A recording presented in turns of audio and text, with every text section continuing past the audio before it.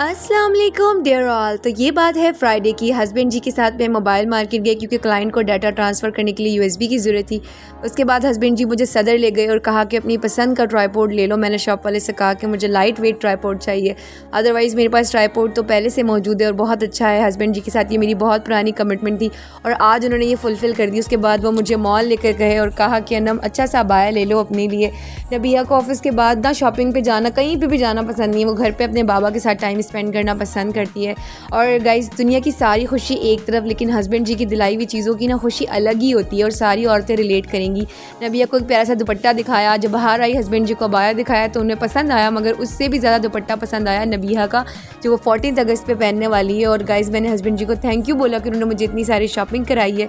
और उसके बाद जब हम घर पहुँचे, हमने ट्राइपॉड को अनबॉक्स किया, बहुत अच्छा था। हस्बैंड जी हमेशा मेरे लिए आसानियाँ तलाश करने की कोशिश करते हैं। वो बहुत पहले ही ये लेना चाहते थे, मगर किसी ना किसी वजह से रह जाता था और आज फाइनली मेरा ट्राइपॉड आ गया है। उसके बाद मैंने ट्राइपॉड समेटा और कहा कि चलें आपको बाकी सारी ग्रॉसरी दिखाती हूँ। 2 दिन से ग्रॉसरी रखी हुई है मगर मैं दिखा नहीं पा रही थी।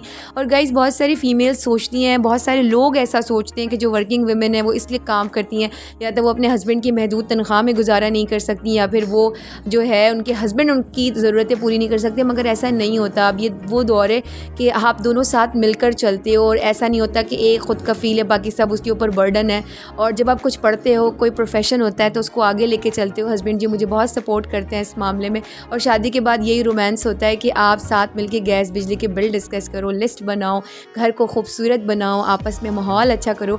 तो बस ये सारी ग्रॉसरी मैंने उनको दिखा दी और यहाँ मैं उनसे कह रही थी कि हस्बैंड जी अपने लिए भी कुछ लिया करो। जब मैं उनके लिए कुछ लेती हूँ मुझसे नाराज़ होते हैं और हमेशा हमें प्रायोरिटी पे रखते हैं, अपनी ज़रूरतों को बाद में रखते हैं। फिर मैंने कहा हस्बैंड जी से, चलें भाई मैं सारी चीज़ें समेटती हूँ और आप डिनर के लिए रेडी हो जाएं। हस्बैंड जी ने कहा मैं बाहर से कुछ ले आता हूँ क्योंकि बहुत लेट हो गया है। तो यहाँ मैं आपको दिखाना चाह रही थी कि ये प्यारे प्यारे से बॉक्सेस मैंने लिए, कितने क्यूट है। और यहाँ पे पता है गाइस, फैमिली मिक्सचर के डब्बे के साथ ना मुझे मुफ्त बिरयानी मसाला मिला और मुफ्त चीज़ों की बात ही अलग होती है। और गाइस, यहाँ पे मैंने परफ्यूम लिया, एक अच्छा सा बॉडी स्प्रे और अपना शैम्पू चेंज किया और उसके बाद सारी चीज़ें समेट दी। और समेटने के बाद हस्बैंड जी के लिए कुछ बना लिया क्योंकि उनका मैदा अपसेट था। नबिया के लिए मैंने हाफ़ फ्राई बना लिया था।